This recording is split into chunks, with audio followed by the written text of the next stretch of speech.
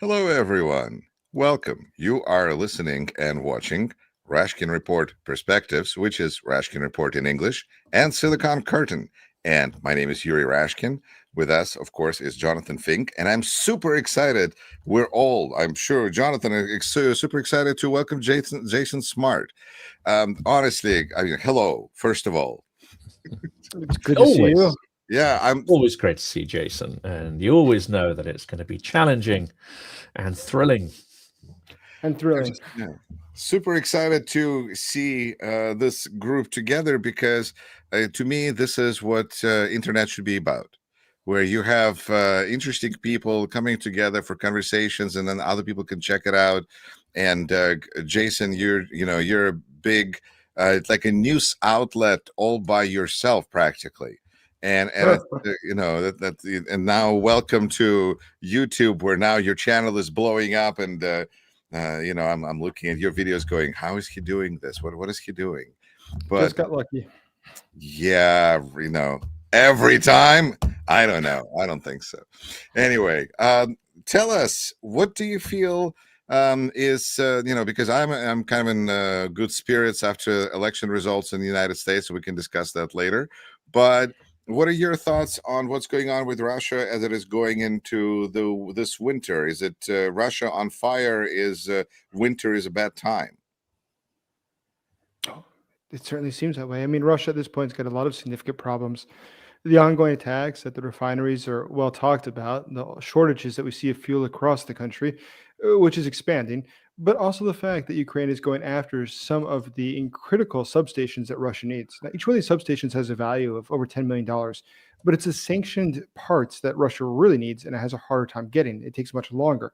So if Ukraine keeps up the tempo of the attacks as they are, especially in the areas in the south, that affects logistics of the war, but also it affects what we see going on near Moscow. Outside of Vladimir, there was just an attack on substations.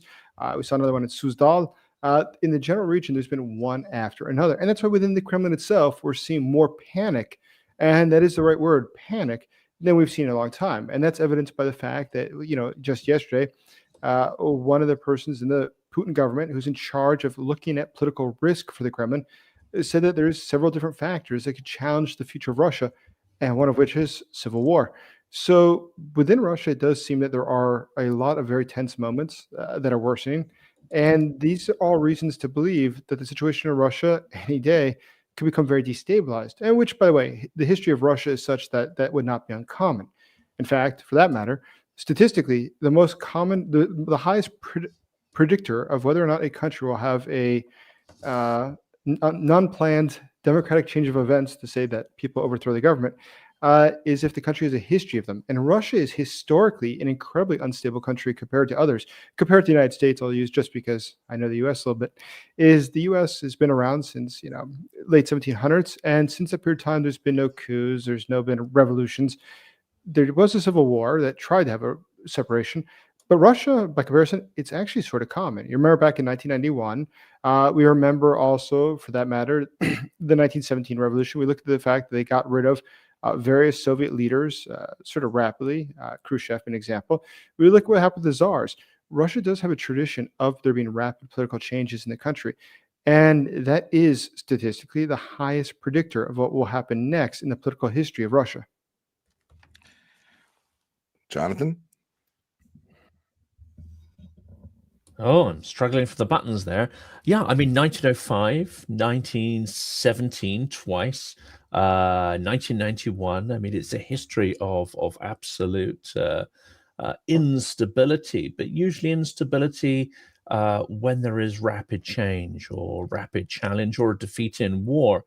And it's aligning at this point, isn't it? I mean, this is an extraordinary war, and even though they badge it as a success, it's an extraordinary defeat. They've been trying to take Pokrovsk for 21 months. They've lost over 1 million people now, reputed to be KIA.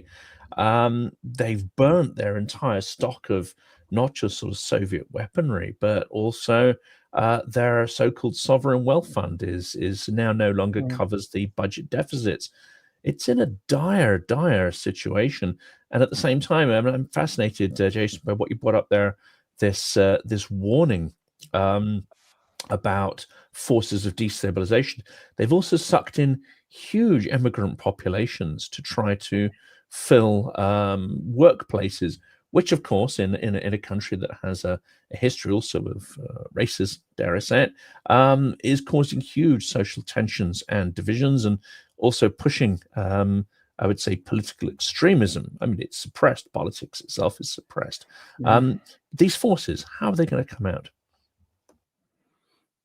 Well, looking ahead, it's very hard to predict what's going to happen, of course, but I think it's very important to understand sort of a fundamental of how Russia operates, which, of course, you gentlemen well enough know, which is one of the reasons that Putin has been able to maintain power. One of the reasons that something he did very quickly once he came to power was a consolidation of these different factions, these different clans that exist.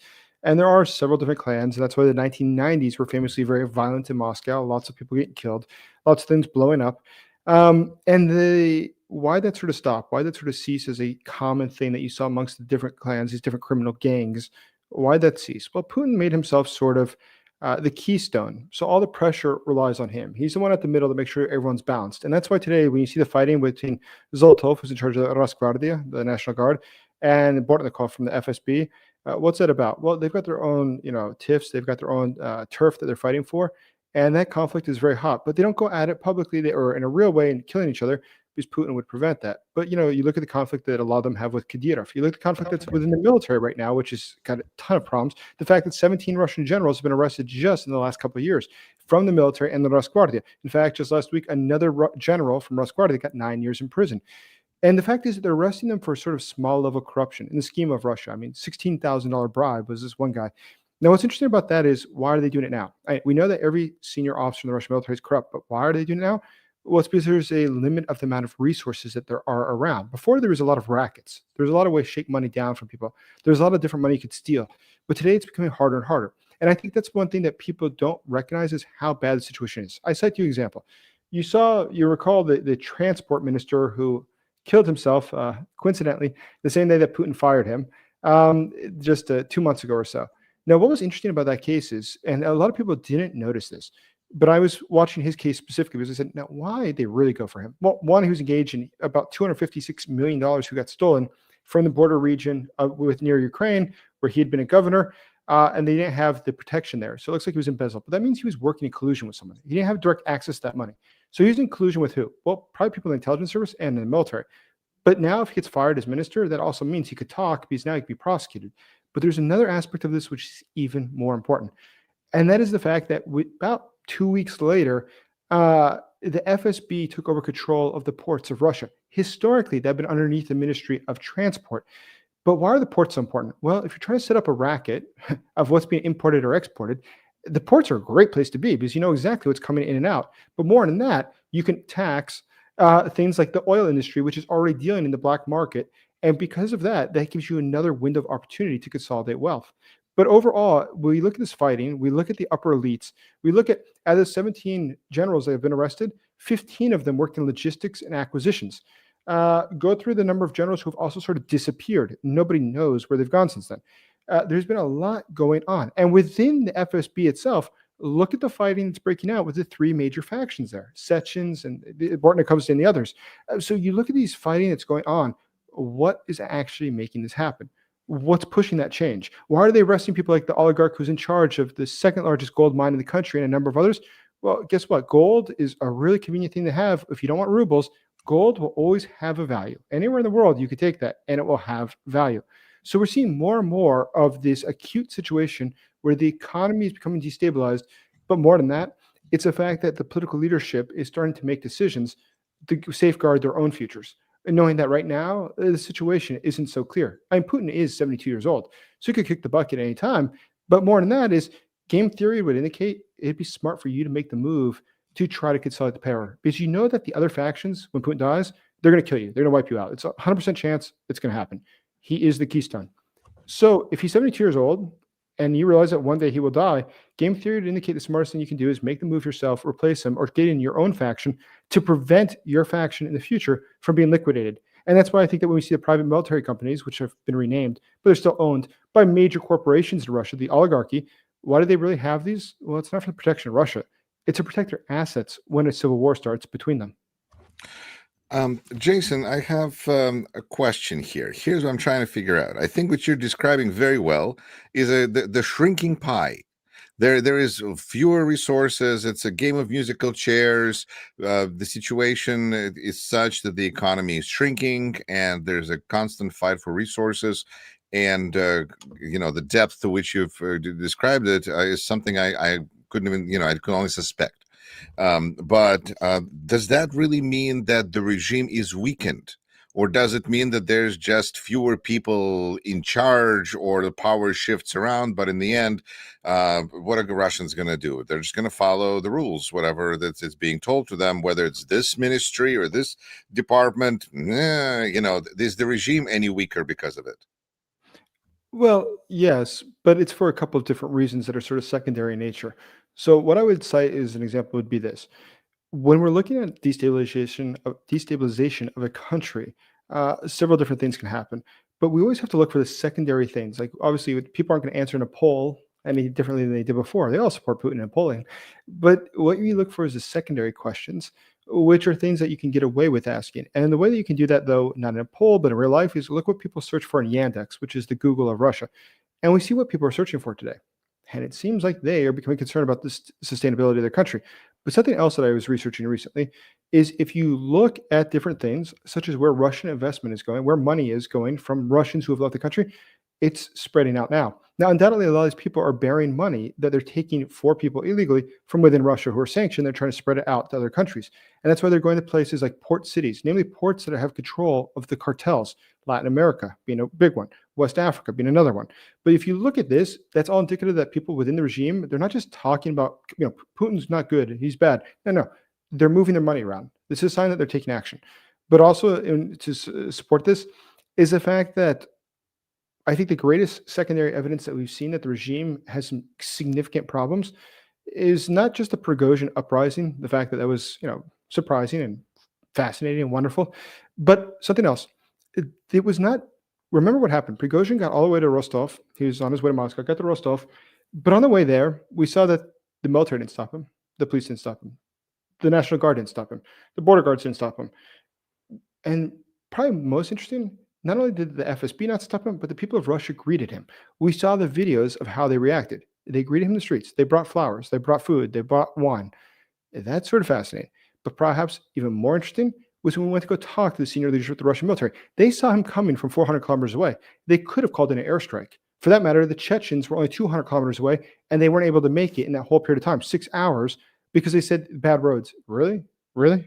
So besides this, though, let's see what's going on with the senior military leadership. Prigozhin stood outside. He was smoking cigarettes with them, drinking coffee, and they're saying to him, this isn't a good idea. You probably shouldn't do this. But they didn't call in an airstrike. Why is that? It's because they were scared there might be a change in Russia. For that matter, where's Dmitry Medvedev? Where's Patriarch Kirill? They all shut up and disappeared. Nobody made a statement because nobody was sure what's going to happen. For that matter, Putin himself, he went to Valdai.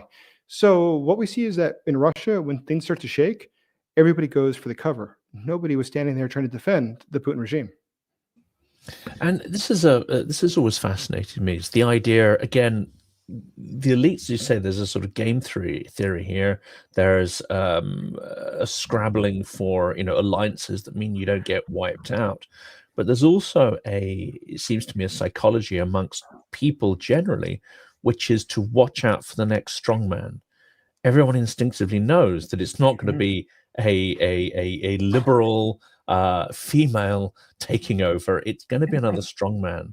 So you're on the lookout for someone who's going to be able to protect you, has the strength to protect you, your family, your community, and to restore what Russians understand as security and order. Obviously, it's very different from what Ukrainians understand to be security and order. It's a completely different interpretation of the world. Did you also get the impression, though, with this Prigozhin, that there's a mass of the people, as it were, who instantly align with Prigozhin because they see him as like, not just here's the new strongman, here's a guy who's stronger than our current strongman, right? We're going to immediately snap in behind this guy. And he's not around now, but they're going to be looking for some similar kind of process, some similar kind of character. Yeah, I think they most certainly do. Last night it was funny was I interviewed a guy, Eric Sharayev, who's a professor at George Mason of many things, but Russian politics being one of the things. Actually, the first time I wrote a chapter to a book was in his book on Russian politics in 2004, I think it was. But neither here nor there. But Eric and I were talking about this last night. What was this all about? And he said, there's a couple factors. And one factor he observed was that many people in Russia and the elites probably thought this could all be a ploy. How about this being done to see who's not loyal? And then they're going to go after those people.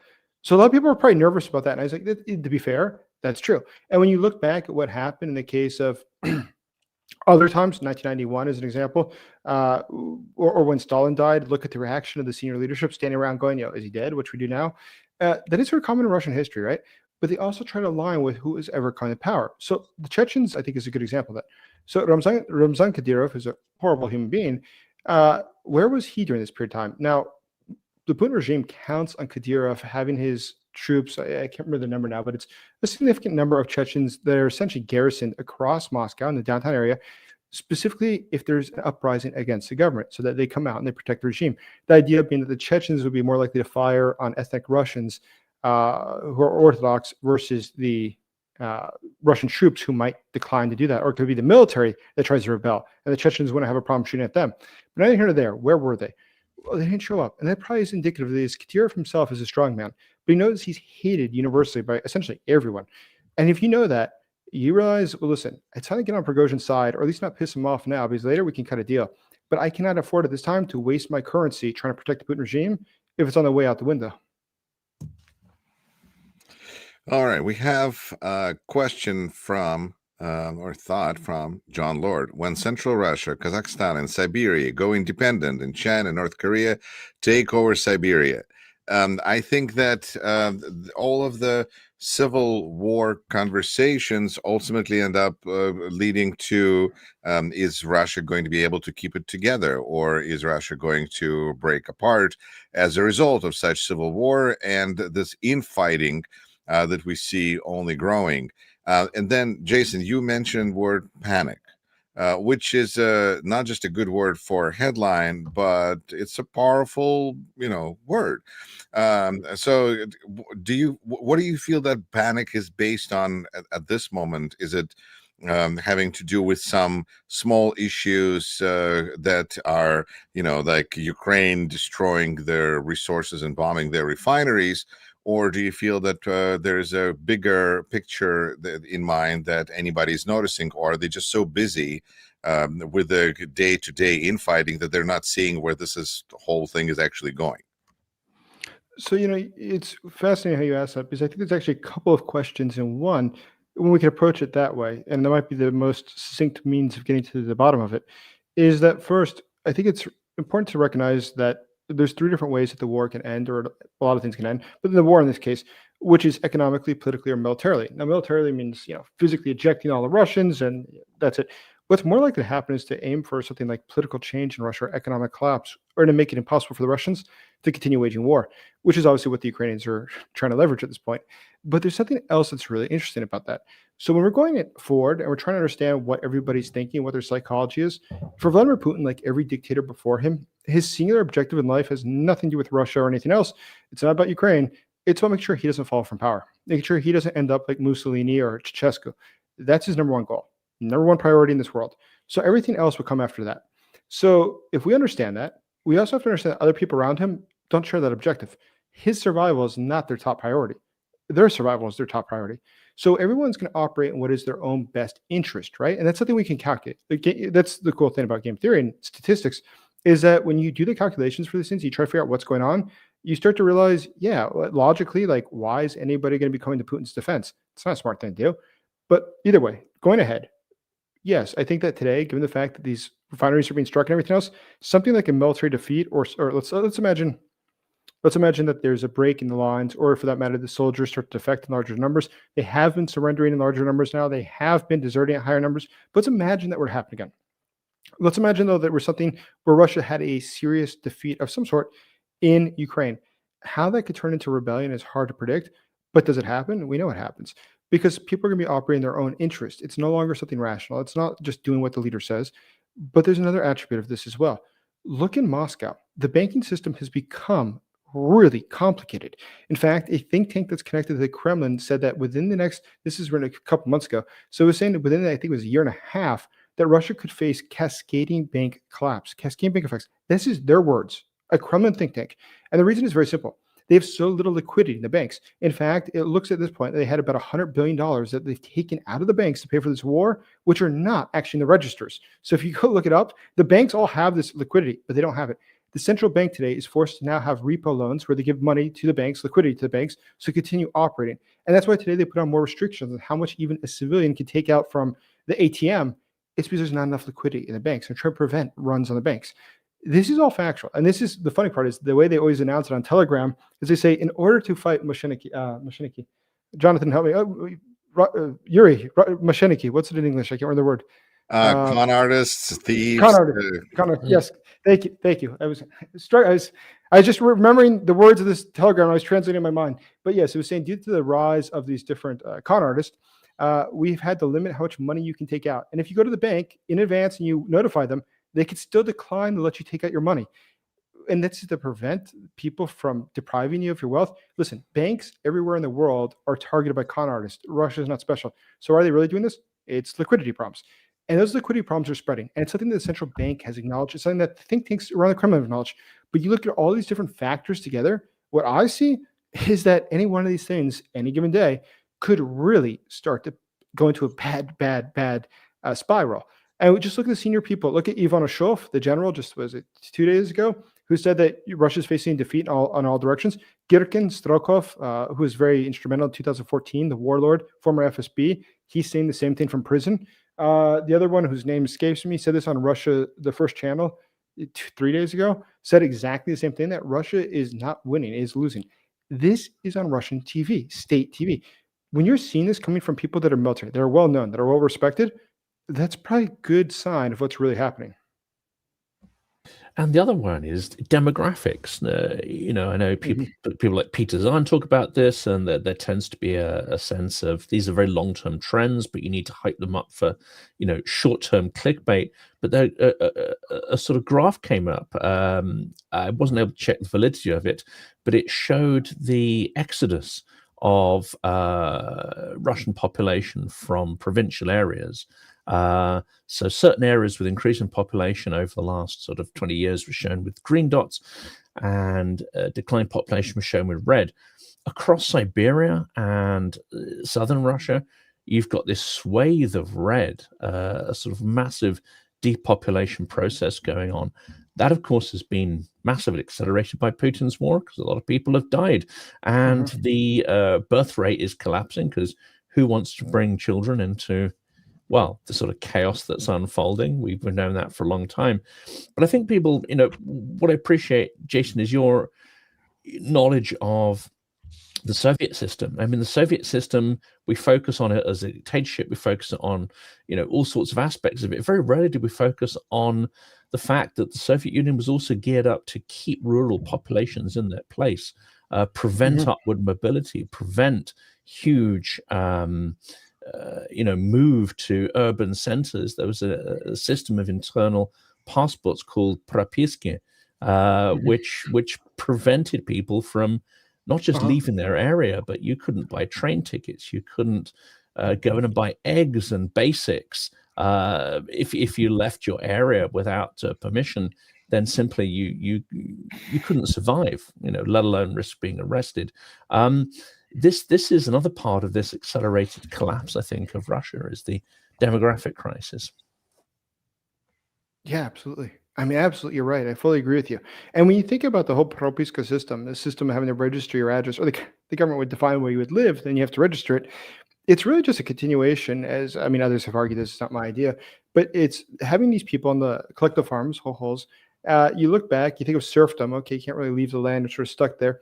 It never really left. They just sort of kept people isolated and stuck to land. I mean, with one justification or another. Now the serfs are free. Thanks, Alexander. But today, the reality is, no, you're still sort of stuck where you've always been. And you don't really have a lot of agency or ability to change things. But either way, the demographic crisis in Russia is significant. According to the UN, I think the estimate is that by the year 2100, the population could decline by another 30%, I think it is, or 30 to 50%. I don't remember the number now. But overall, it's bad. It's very low. I mean, for that matter, if you look at the fertility rate, it's in the bottom quarter of countries in the world. There's nothing good about Russia's demographic data. There's absolutely nothing good at all. And I think Russians are worried about that. I mean, they realize that their country is also becoming much more minority than it was before. And I think there is definitely a cruel cynicism to the fact that they are recruiting so many people for the military from the ethnic minority regions and sending them off. There was a professor I interviewed towards the start of the war, who's unfortunately Kimberly, I can't remember her name. Fascinating scholar. And one of the things that she studied, though, was how minorities in Russia have historically been treated. And she made an observation I never thought of before. She said, the Russians have always treated these people, choose the Dagestanis or whoever it is, essentially the same way as colonial powers treat a colonized area, which is how they treat them. They say, we go down there, the Foreign Legion. Why do you have a Foreign Legion? If they get killed, it's not going to cause them any problems back home. And so that's why they ship them off, because nobody in Moscow is going to miss him. But that's what they've been doing. And so they are wiping them off. But I think that is probably realistically, the reality is it's being done because they realize that there's too many of them. They're growing, and ethnic Russians are in decline. But look at the number of villages that have disappeared. I mean, there's been over 20,000 villages who've disappeared. There's like 36,000, 35,000, 36,000. They have less than 10 residents. Just think about that. It's amazing. The place is truly, and there's tons of videos online, and they're fascinating to see, of these places that have been abandoned. It's spreading across Russia. It is truly a fascinating situation, but the country is, it's killing itself. Well, I got curious, so I looked up Professor Kimberly, and apparently there's a Professor Kimberly St. Julian Varnon. There we go. Yes, who's thank a you. historian and instructor. Yeah, it's really sounds like a fascinating concept. Always glad to see some new scholarly work there. I heard a story in the 90s about an elderly chap who wanted to go back to his sort of ancestral village that he'd left, 20, 30 years before, and he remembered it being a sort of vibrant place. And he went out there, and it was a couple of train rides and a bus ride, and the bus only goes once a day. So once he's there, he couldn't come back to the next day. And he got to the village and he realized that no one was left. No one. It's completely abandoned and done. But there's no food there, and he couldn't get the bus back till the next day because it's quite a long walk to the nearest bus and the next village. And then he realized that, there's wolves in the forest, and you can hear them, howling and crying, and it's quite evocative there of this guy with his memories, basically barricading himself into an abandoned cottage to not become dinner for wolves. Right. That sounds like Russia to me. All right. Let me ask you, Jonathan, Jason, question about the demographic angle from my point of view. Now, I heard a number that Russia could get by with like 40 million people because it's just a matter of how many people do you need to service the pipeline industry economy that it is. But and then we discussed and looking at the internal strife. But does this weakened Russia present a nice target for somebody like China, or is China going? What is the vulnerability there for Russia? Is it just to become further, a slave of vassal of state, client state of China, or can Russia be so weakened that China may think even further than just be a client state of working that relationship? I mean, China historically would be, I think, unlikely to physically take territory in the near term because they've realized it's much easier to essentially lease than to buy. They don't have a lot of the problems to deal with. But I think that they could de facto take over territories. I mean, they are. Go to Siberia. There's entire parts that are filled with Chinese. For that matter, go near North Korea. Tons of stuff there. But neither here nor there. I think that's probably the long term, the way that plays out. But as far as the population goes and when it reaches critical mass, so Russia historically has had other times like World War II, where huge amounts of the population got wiped out. And in fact, if I remember the statistic correctly, it was the class of the people who were born in must have been 1926-ish, let's say, but they would have been about, let's say, 17 years old during the point to do military service. Only 2% of men born in that year survived the war. So that's pretty amazing. True statistic. Actually, David Satter is the one who told me that, so I believe it. But I was like, wow, that's pretty exciting. But there's something else that's interesting is what happens when your population declines is something different than a lot of people think. One, I mean, countries don't actually need any population. It's just territory. So it doesn't really matter in that. But what does matter is when you're trying to make the finances work. So you want to have the sort of broad base at the bottom because they pay taxes that goes up And the people at the top, then there's less of, hopefully, are the ones receiving pensions. But that's able to be afforded because you have the base. Now, imagine everything else in your country you want to achieve. You want to build the roads or anything else. You need to have a tax base. But in Russia, it's becoming inverted. Now, it's becoming inverted in such a way that's going to become economically very difficult to manage going forward. And it's not going to be tomorrow, it's in the future. But still, it's definitely not something that's going to allow them to continue operating as a global power, or even to project strength as a global power, I should say, because it's going to become increasingly unrealistic to have the finances necessary to keep this going. Russia is really in a critical situation. And it's a demographic situation. If you've never read about it, I encourage everyone to read about it. It's absolutely fascinating. I mean, trust me, it's absolutely fascinating what's going on with demographics. And I know Jonathan likes this topic a lot too. It's a catastrophe. It's an absolute sort of catastrophe there. I mean, this idea that, and I've had this for some time, which Yuri mentioned there, is essentially, as far as Putin's concerned, as far as the elites are concerned, the population is superfluous, and often they just get in the way because, how many engineers do you need to keep pipelines running, ports running? How many siloviki do you need to, guard your precious resources? And that essentially seems to be the core of the economy. It's extractive industries and the muscle you need to protect it. It does raise questions, though, which I think many of the Russian opposition simply have not answered, which is if you're going to break that cycle, and if you have any chance of turning any part of the territory of Russia or what fragmented, communities remain of it, you're going to have to move away from extractive resources and develop an economy which is more diverse, which has a basis of rule of law, an understanding of why trust, contracts, complex human interactions are required. Those are the basis of any kind of democratic culture. But as long as Russia remains addicted to these extractive industries, it seems to me that actually democracy has very little chance of taking root. I would even chime in and say that to me, that seems like the entirety of Russia is a commodity economy, because they look at everything as a commodity. Their cannon fodder is commodity. Children that they were allowing West to adopt, but then they stopped, were a commodity, just to like gas and oil and forestry and lumber, everything. It's just everything is a commodity.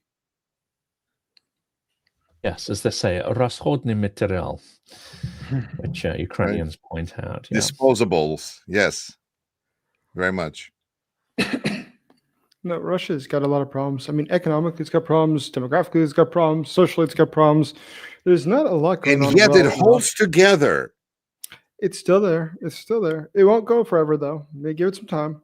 But ultimately, we have to understand that realistically, any significant change in Russia that's going to affect anyone, or affect, I should say, the course of the future of the nation, is going to happen in Moscow, St. Petersburg secondarily. But what's happening in Siberia, these villages, it's not going to really change anything. But I think that the tension that we see in Moscow, is northwest Moscow specifically, that's the most important part. But let's see what happens. That is interesting. So now that takes us to the conversation of, is the place to strike, is it Moscow or is it the resources? Because I see that Jason has strong feelings about the tomahawks going towards Moscow.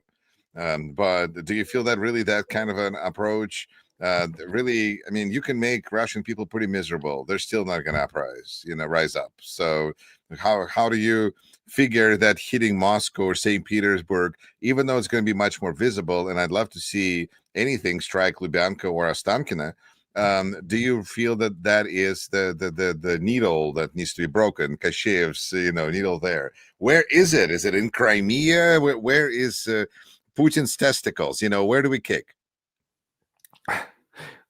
Attack the banking system. It's the most important thing you could do. I mean, there's two different things that are being attacked from different ways. One is, the economic warfare, that is the sanctions. That is smart, it's wise, and it's something that could definitely end the war very quickly. There's some sort of a cascading bank collapse, for instance. But at the same time, attacking things like the oil industry, it's also economic warfare, but also has the element of it that's actual warfare, because you're destroying their ability to wage war. So I think either one of those things, these attacks that we see, they're all contributing to the same thing. But there's also the aspect that the people in the elites, the more that they believe that the Putin regime is damned, the more likely it is that we'll start to see more rebellion and more people turning against the regime from the FSB or the military. And I wanted to ask as well, because it seems that the Ukrainian strikes on Russian energy infrastructure are broadening out from oil infrastructure now to ports that export. You've got strikes on electricity substations. We had a major strike in Vladimir, which I discussed with David Debate yesterday. It seems that these are growing in scale. They're becoming almost a daily occurrence, and they're broadening out in terms of targets. What strategy do you discern behind this, and where's it going to go? Well, it's. I think at this point, when we look at what's being attacked, it's not just going after refineries. I think everyone likes to talk about those because they make big explosions. So it is sort of fun. But there's another aspect of it as well, which is that they're going after the factories that produce specifically single source chemicals. So there's a number of factories in Russia, thanks to the Soviets, that produce, and they'll be the only one in the country that produces some sort of chemical combine, for instance. And it's a chemical that might be used in something like the refining of oil, just an example. Now, without that chemical, Russia doesn't have other alternatives. This becomes a real problem. And this is already happening. This is currently happening. I mean, I've talked about it before a few times. So we look at these attacks on these factories. Why are they happening? Why are they being prioritized for a visit from the storm shadow? Well, it's because without that, the problems for Russia become much more complicated. It's compounding in nature. It's not simply that this is one more factory that's taken offline. So you try to shift around the refining to other facilities. Going after things like, for instance, the Tuapse port. Tuapse port now is not exporting oil. That's important because why? Russia doesn't have a ton of ports. I think there's 8 ports in Russia that can export, that are typically exporting oil. There's a couple of them that are the major ones and there's smaller ones. But also Russia has to contend with the fact that there's warm weather ports. But anyways, neither here nor there. They have a number of ports, and Ukraine going for that's very strategic in nature. It's not just a target. It's a target that will limit Russia's ability to continue waging war, which is something totally different from what the Russians do. Russia here in Ukraine, I'm here in Kyiv. What we see is, they attack things, and they do have terrible attacks here on Kyiv and other cities. But does it fundamentally change the war? In any way, does it really make it less likely more likely, that Vladimir Putin one day will be able to visit Kyiv and after he takes over the city? No, it's no more likely than it was the day before. It's an inconvenience. It's bad, but it hasn't fundamentally changed the calculations of this war. Now, Ukraine's objective is different because it's not about taking land. It's about liberation. And it can be played out very differently. It doesn't have to be about physically taking territory every day. The Russians have to literally aim for that every single day to reach their goal. The Ukrainians don't have to aim to physically liberate every inch every day. They can actually go for things like the economy of Russia, which thereby will make it impossible for Russia to fight wars. And if they make it impossible for Russia to fight wars, then they'll be able to liberate their territory. So the logic of how they're able to implement this is a lot different. I think that it's a lot wiser and a lot smarter, and it's something that's going to be, I think, a lot more effective. In the end, Russia can't continue forever. And people all the time say, people have been saying that Russia is going to collapse for a long time. As I've explained to people, I'm in a couple of different working groups about Ukraine, obviously, but also studying things inside of Russia, most of it directly related to the war effort. And what you realize when you talk to the economist is that, and there's a lot of them, and these guys study Russia for a living, have their PhDs in economics. They're like, listen, this is not sustainable. It will collapse. I mean, and even if the war ends tomorrow and all sanctions get taken off, it'll still collapse. I mean, it'll be less severe because the sanctions got taken off. It'll be severe. It'll be 1991 level severe. And I was like, that's interesting. So if you consider the fact that that could happen any day. What day? And that's always the problem. We don't know. We can only say that the patient is terminal. When the patient's going to die, we don't know. But at this point, the patient is terminal. So the outcome is going to be the same no matter what happens. But the date, we still don't know. And those who say, well, it's all very well saying this, but, Putin's in control of things. This kind of it actually does assume that, one, he is a completely rational actor. It assumes that he has good information. And even when he has good information, which I suspect he doesn't, he'd be able to put it all together and understand how economies work. I think one of the key things about Putin's regime is that the economy did well when he was disinterested in it, when he didn't touch it, when he just got out of the way and, did whatever he did, finding planted amphoras on the bottom of the back sea, doing press stuff, when he actually left so-called experts to get on with it and wasn't planning these grandiose, wars. This suggests to me that he doesn't have the expertise to recognize when he's gone too far and when his economy is in a critical state, because he knows nothing about economics, literally nothing. Well, and nobody will tell him no. And no one will tell him no. And the information he's being fed is poor in any case. And even if it's good information, he wouldn't really know what to do with it. No, I mean, it's funny about, I agree with you. I think that one of the problems that Putin has, and there's a lot we don't know, but we do know that every day he probably meets with only 3 to 5 people. He doesn't use the internet. He doesn't have a cell phone. He doesn't watch TV. So he's basing everything he knows on sort of cherry-picked information, which is coming from different factions. Once again, they all hate each other. So always trying to make the other guy look bad. And the one faction that's sort of the ear of everybody, yet it's the one that's the most professional, are the technocrats, the people like the head of the central bank. Unfortunately, she's very competent. But either way, it seems that Vladimir Putin is the sort of guy that would go to a meeting with them and say something totally irrational, but expect that everybody could do it. Like, for instance, start printing more money tomorrow, but make sure there's no inflation. He sort of expects, because he gives an order, that it's going to be fulfilled and just it's executed, because he's above everything. I've known economists who knew him and worked with him. Actually, you probably both know Andrei Ilyarnov, who worked with him back 25 years. Actually, just yesterday, Kyiv Post, first video to surpass 1 million views, was an interview with him. So I should text him, actually. But either way, when you look at the situation, I asked Ilyarnov, what was Putin's comprehension back in the early 2000s of the economy? How much did he understand? And he said something fascinating, because it was actually a lot different from other people who I've spoken to. He said back then Putin was new. And so he also had sort of his own imposter syndrome of trying to prove everybody that he actually knew what he was doing. And so he was actually trying to learn. He said he would go to meetings and he would leave behind, say binders or documents for Putin to review. And he said the next day, Putin at the meetings would get them out and he would have highlighted things and underlined things and be asking questions. And was really trying to get a greater comprehension of how the economy worked. But today, 25 years have passed, he's also older. He's more rigid. He's much less open-minded. And he really, at this point, he's gone through so many different economics ministers, heads of central banks. For him, it's like, they're always complaining that something could go wrong. It's nothing new. We'll get through it. I don't think he pays it the attention it probably merits, because he's used to always being able to just be the dictator. But today he's in a worsening situation because of that. And because there's so many different factions that are all talking badly about the other factions, he doesn't know what's really happening and what's really not happening. And I think that the situation in Russia is probably far worse than what he actually appreciates.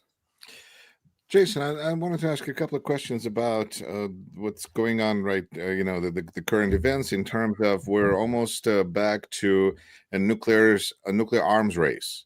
Do you feel that this level of escalation can actually bring us closer to peace because of the dangers and the threats, or is this dangerous, or is this totally pointless? Just escalate, as Vitaly Portnikov says, escalation of words. How are you looking at this nuclear salad? I mean, ultimately, it's funny. I had this question twice today on TV. But so did I. So it's my turn to ask you now. You just got off 24. Yeah, I was on 24 earlier today. I bet you asked the same questions. Anyways, so what I was going to say is that it's funny. That's where I first met Yuri. We used to be on TV a lot together here in Ukraine 10 years ago. So either way, what I was going to say is, with the nuclear salad, word salad, I think it's typical of Russia to make these sorts of saber rattling. It's not new. I mean, Khrushchev de facto sort of threatened this. It's not new at all. They always go back to this. But even if you look at like what Dudayev said back in 1991, he said that the Russians are always going to be relying on this to get what they want from the West. This is what they're always going to go to. So when you consider that this is what Dudayev was saying, this is what we saw back in the 50s, this is what we saw back in the 60s. We saw this play out time and again. We saw the Cuban Missile Crisis. I mean, so what's it really matter? We know that the Russians most likely have nuclear weapons in Kaliningrad. And then they get all upset that we want to bring weapons to Germany, or we say we might bring weapons to Germany. What a joke. I mean, the fact is that Russia just does this as a last resort. And that's why they bring out that drunk Medvedev to go, do his saber rattling. It's really because, there's a whole reason of why he does that, which we won't get into. but he's a prop. I mean, it's not like he writes these things himself, obviously. I mean, like, I don't think anyone really thinks he writes his stuff. He doesn't. Obviously not, because it's, by the way, you could check how his word choice has changed and his punctuation when he writes publicly versus that. But that's a different story. If you look at why this is all happening, why do they do it? Simply because they need to have some way to have relevance. Russia otherwise doesn't have any relevance. I mean, if the war today was being fought not with a nuclear power, but it was Ukraine versus another country nearby, Romania, whoever it was, I think that it would be a totally different situation, and it would have ended already. But the West has been so fearful of these nuclear weapons, of escalation. I mean, Jake Sullivan, his favorite words, escalation. So that was something we heard again and again and again. But the reality is this: Russia has far more to lose with playing with nukes than it has to gain. And the most obvious one, I think, if you want to point to an example, it's clear, which is two major, I guess, schools of thought on this. The one school of thought that I think is most rational is, yes, Putin himself would use a nuclear weapon if he felt he needed to. Strategically, there's no gain in using nuclear weapons right now, but that's a different point. It looks like he got a lot of pressure, though, from India as well as China to not use them.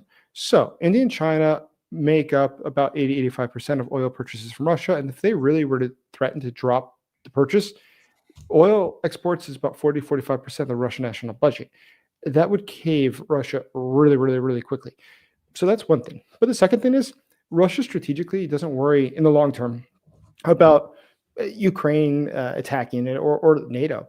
They worry about China. And we know they worry about China because they talk about it a lot. We know very well they worry about China. So if you were to use a nuke, let's imagine tomorrow Putin decides to go do a nuclear test and publish them, and they didn't work. Or let's imagine he threw a nuke at Ukraine and it didn't work. Just hypothetically, let's say it didn't work. Well, that's probably the worst thing that can happen. It's like going to a gunfight and it turns out your gun jams. Well, at this point, you're screwed. So at this point, he's just done something that is going to lose all of his international support. This will bankrupt his country. This could definitely lead to a coup within Russia. But more than that, he's shown that he's impotent on the world stage. And by doing that, the Chinese would have been in a position to take advantage of Russia in a way that they could only dream of. Is this why Oreshnik was just such a bust? Because while you verbalize the threat, you don't know how effective these things are or aren't. But the minute you actually, use an Oreshnik, or the minute, say, these sort of hypersonic missiles that are supposed to be impossible to shoot down are shot down, then that sort of bubble of threat kind of bursts.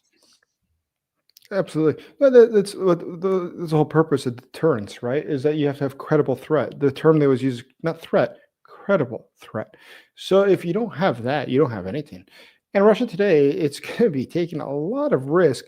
There's so many things that could go wrong with their different tests that I could see why they would want to make these threats to show that they're really against things. Listen, they already pulled out of so many different agreements that we had, bilateral agreements with the U.S., that they had about tests or about weapons or ICBMs. Why are they pulling out of this since 2022? Well, it's to essentially show that we're taking all the options off the table. But the reality of the matter is that it's just a show. This is typical of Russia. Ponti. Okay, then I have a theory, and I'd like to run it by you two gentlemen, because you're some of the most well-versed people on the subject I know. But it seems to me that there is a problem where Trump and Putin can't come to an agreement, and they have a hard time, possibly an impossible time, meeting now.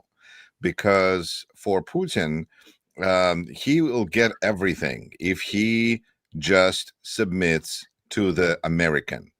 And I think that even though Russian people will eat up anything that Putin serves them, I feel like his alpha male is precluding him from being able to take the knee and admit that America forced him to sit at the negotiation table when he clearly doesn't want to. So the dynamic there is such that he can't sit at negotiation table. He's being pushed, because that's not how he operates. And Trump can't meet with Putin without some kind of a gift back, because otherwise he looks really weak, because he's meeting and nothing's happening. So I feel like they're kind of stuck in this weird dance where they both like each other and are alike, but they can't come to an agreement because of these power dynamics. No, there's definitely a power dynamic, but I'd be more curious what Jonathan thinks. I was going to say, I think there's a more fundamental miscomprehension as well. Those power dynamics are definitely there, but there's a fundamental miscomprehension of the aims and what constitutes value. Trump is definitely motivated by money, amongst other things. And, he wants to sort of get this ridiculous war thing, which he doesn't really understand, out of the way, so he can crack on and make money. Right. Crack on and fill his boots, as they say. Putin is not motivated by money. He's gone through that phase in the 90s. He may well have been, but he's got more money than God, and he really doesn't care about this kind of stuff. There are different things that motivate him. But I also think there's another fundamental challenge here, which is that Putin does understand that he cannot end war, or this war, or wars plural, because at that point you will have hundreds of thousands of veterans returning to a smashed economy, no jobs, hopeless communities. He knows that this is catastrophic. He also knows that a portion of them may well have been radicalized or be of a nationalist position that is slightly more active than the general, as Nevzorov calls them, bidlo, the general cattle of the population. And he's terrified of these. This is why I think the FSB are going to be focusing very much not on the broad population or liberal opposition, because the real threat is going to come from nationalists and those who feel that the war was mismanaged, who feel that it could have been won, but they've been let down. He cannot end the war. And I'm not sure, Trump appreciates that. No, I'm sure he doesn't appreciate that. I don't think he appreciates any of the finer details of what's going on, for that matter. But it's also, I think Putin's got a lot of different pressures, and I totally agree with what you said, Jonathan. But I think there's a lot of different pressures that we have to be sensitive to, which are different from the ones that we necessarily see. So we see the things that are very obvious to us, like Trump is offering him, 95% what he wants. Why isn't he just taking it? Because that's rational, and that's what you should do, right?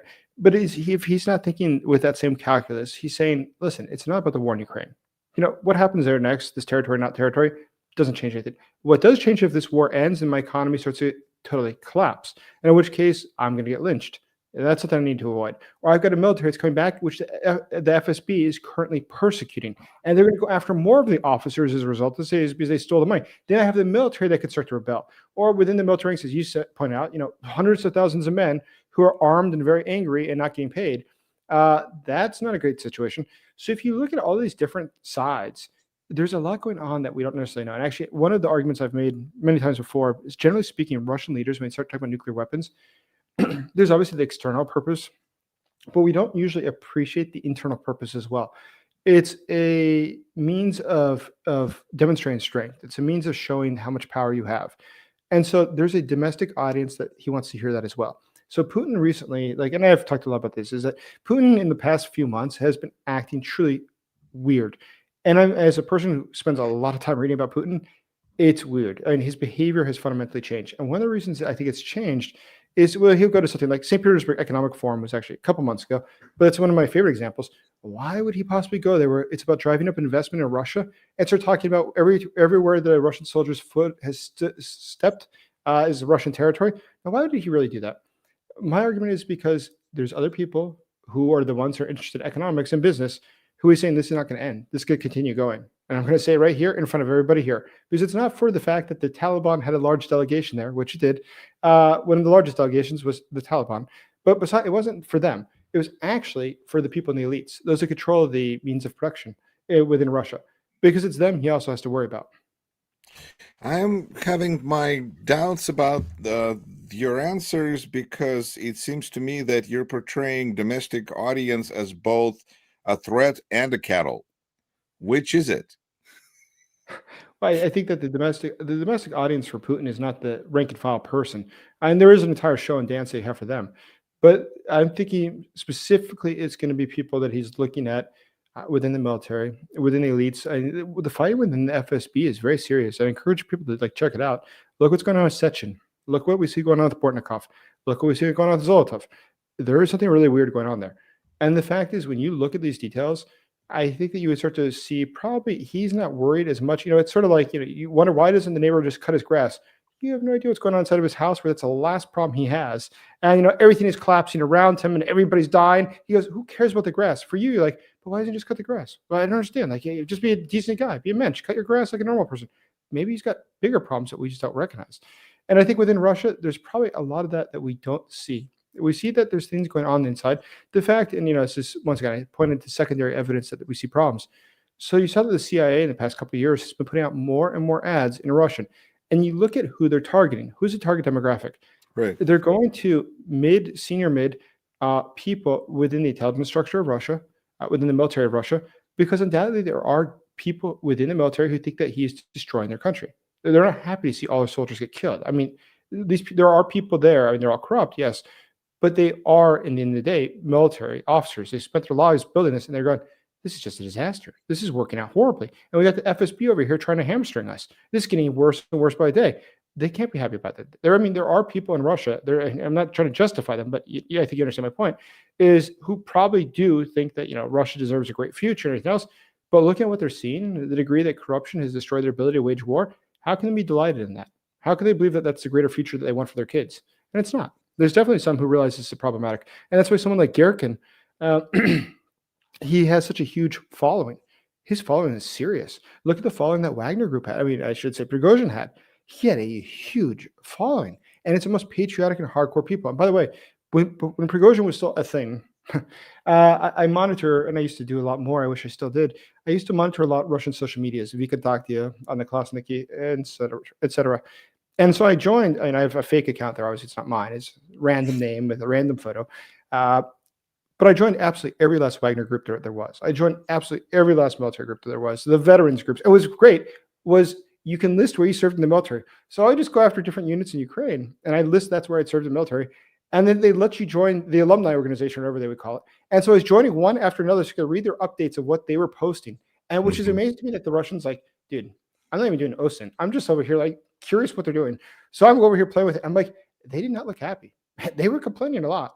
They did not seem like things were going great.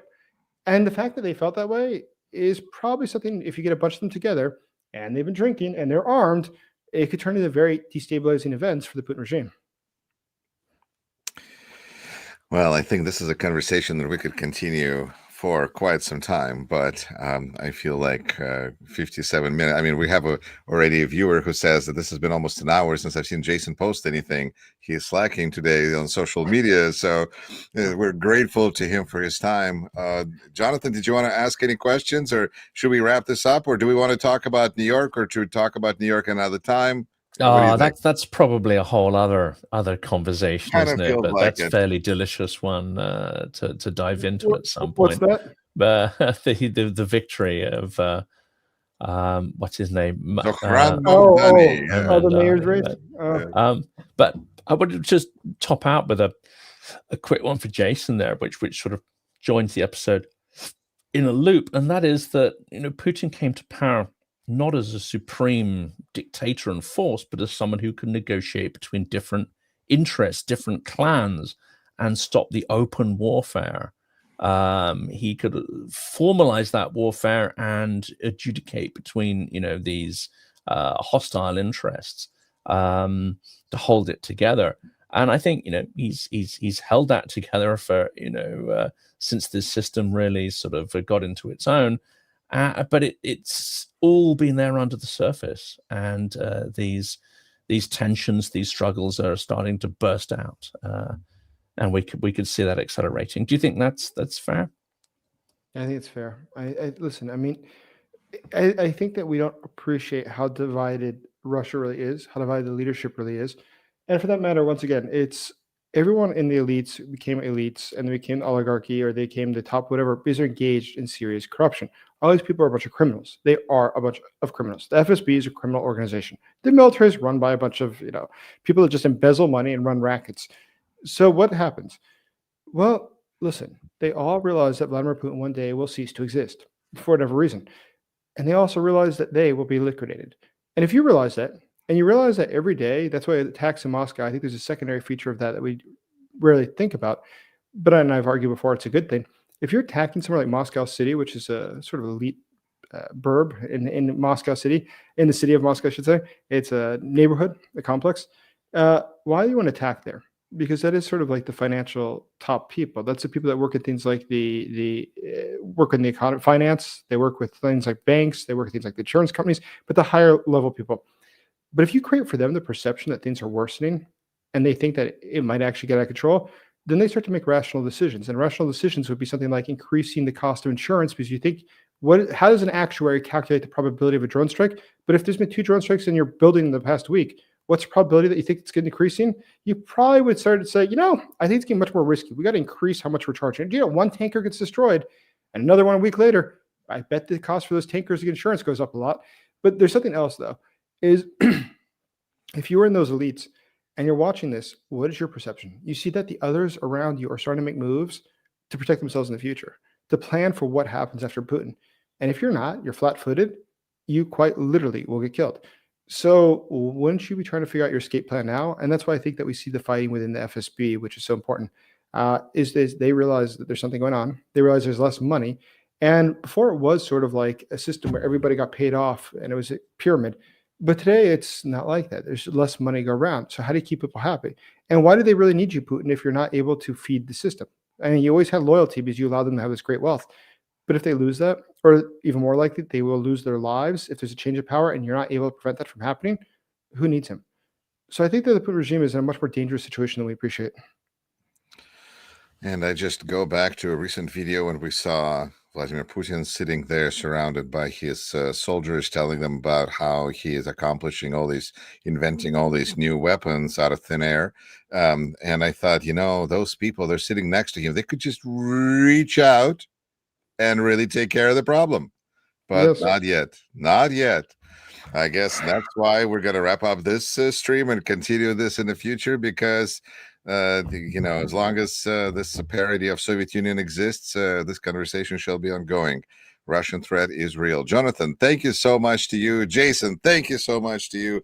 Thank you so much to everyone who joined us for these comments. And we had almost 450 people watching us today. So clearly, luck, or possibly Jason Smart being with us. Either way, it's great. Take care, everyone. Slava Ukraini. Slava.